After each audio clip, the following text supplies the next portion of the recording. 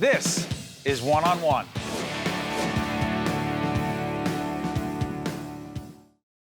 We're honored to be joined by Mark Barden, co-founder and managing director, Sandy Hook Promise.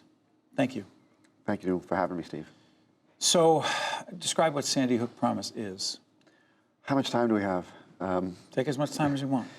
I say that because we set out on a bold undertaking, and it's a very simple premise, but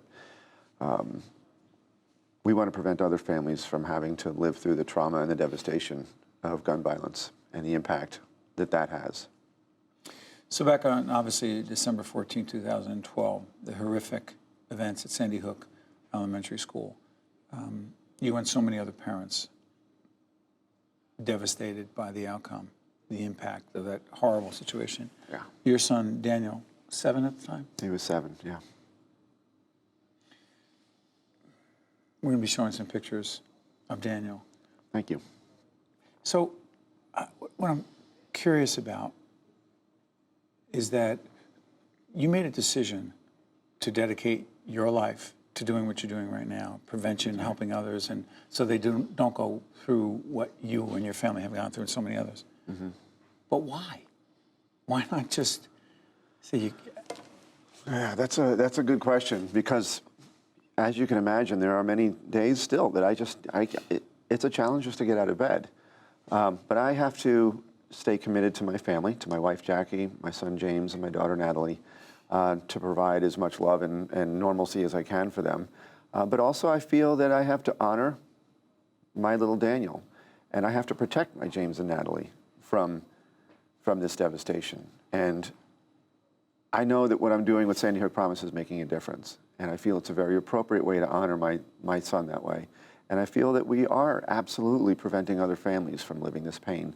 And we're building more connected communities and schools across the country in the process. We're putting up the website as we speak. What are some of the key components of the organization in terms of the prevention efforts? And we're actually going to show a PSA in just a couple of seconds. Go ahead.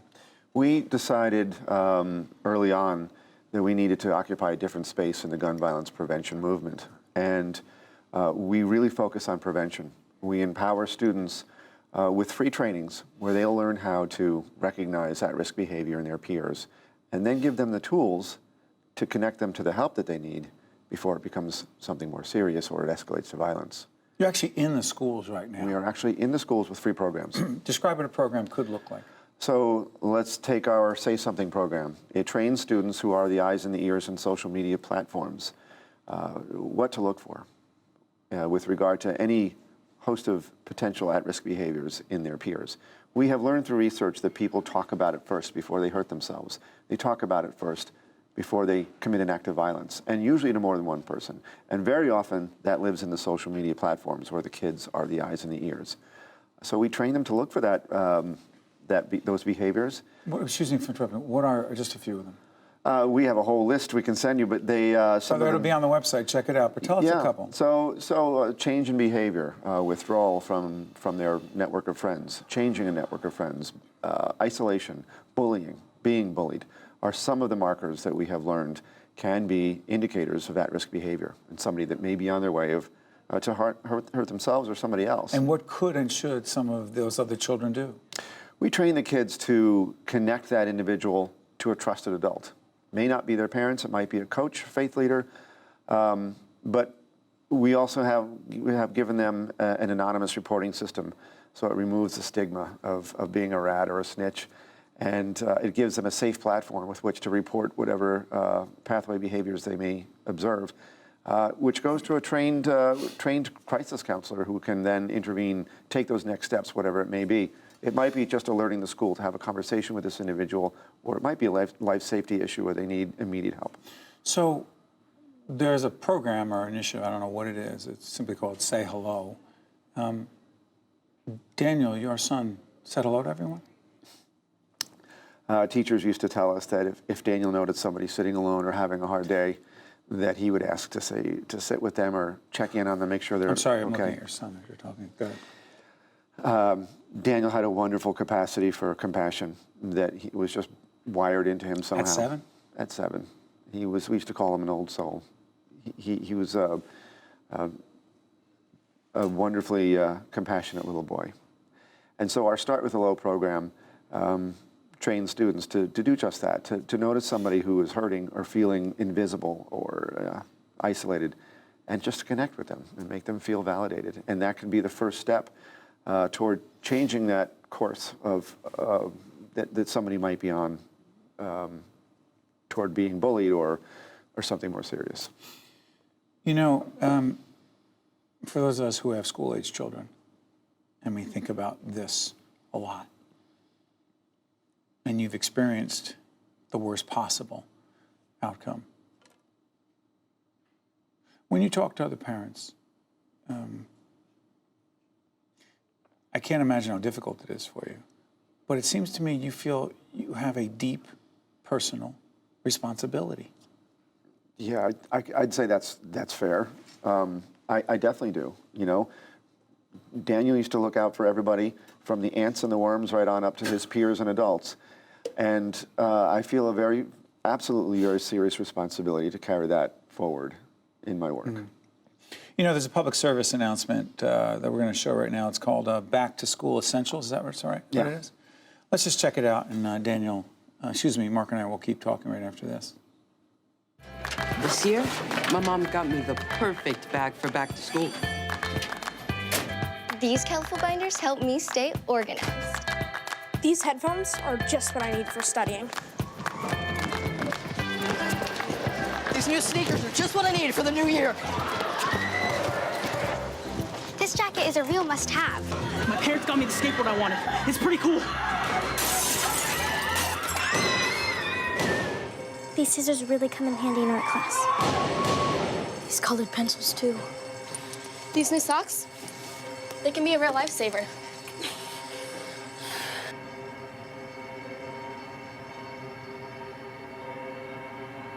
I finally got my own phone to stay in touch with my mom.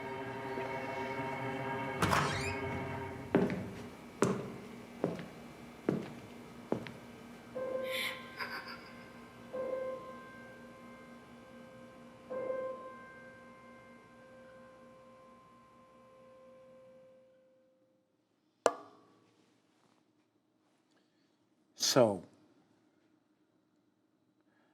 Mark, some might ask the question, where is the line between preparation, prevention, and quote-unquote scaring kids?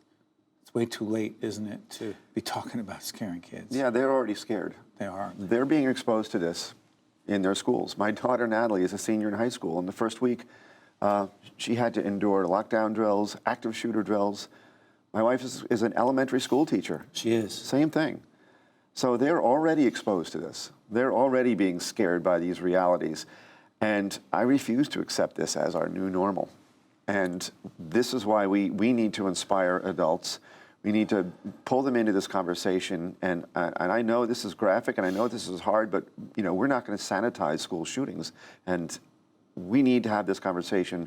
We need to get people engaged in this. And we need to teach them that this is preventable.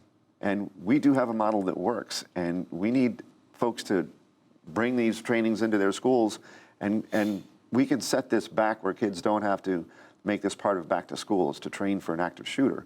They should be excited about their new books and getting back to school and not having to worry about being shot. So for some of us who have told our kids, I remember telling our daughter the other day, she said something about this topic.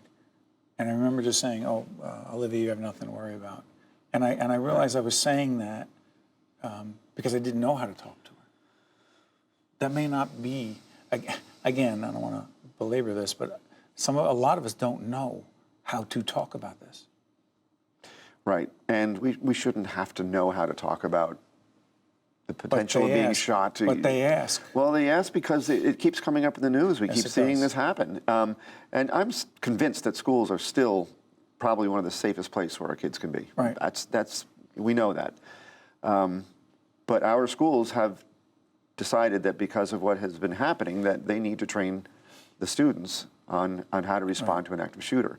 What we want to do is we want to train the students how to learn how to identify the warning signs and get individuals to the help that they need before this Right. happens. And over time, as we sustain these programs in schools, we know that we can get to a place in our culture where we don't have to be training students how to respond to an active shooter. And a few seconds left. Mark, you're not that, when it comes to sensible gun laws, that's not your fight. This is your focus. We work mostly in prevention. We absolutely support universal background checks. We absolutely support extreme risk protection orders, which are the legislative counterpart to the work that we do in training people how to recognize warning signs and taking steps to prevent tragedies. But acting like it's not a real problem, acting like we're not going to talk about it, not showing that PSA is not part of the solution. It helps nobody to turn away and to pretend it's not really happening. I'm sure you've heard this many times before, and I hope it doesn't sound in any way like a cliche, but we cannot thank you enough, the public television family, everyone who's watching you right now, for what you and your family and your colleagues have chosen to do at Sandy Hook Promise. Thank you. I wish you all the best. Thank you, Steve. Thank you. I appreciate that. See you next time. One-on-One with Steve Adubato has been a production of the Caucus Educational Corporation. Funding has been provided by NJIT, Holy Name Medical Center, the North Ward Center, the Russell Berry Foundation, PSC&G, the law firm of Gibbons PC, and by ADP. Promotional support provided by NJ Biz and by New Jersey Globe. Transportation provided by Airbrook Limousine, serving the metropolitan New York, New Jersey area.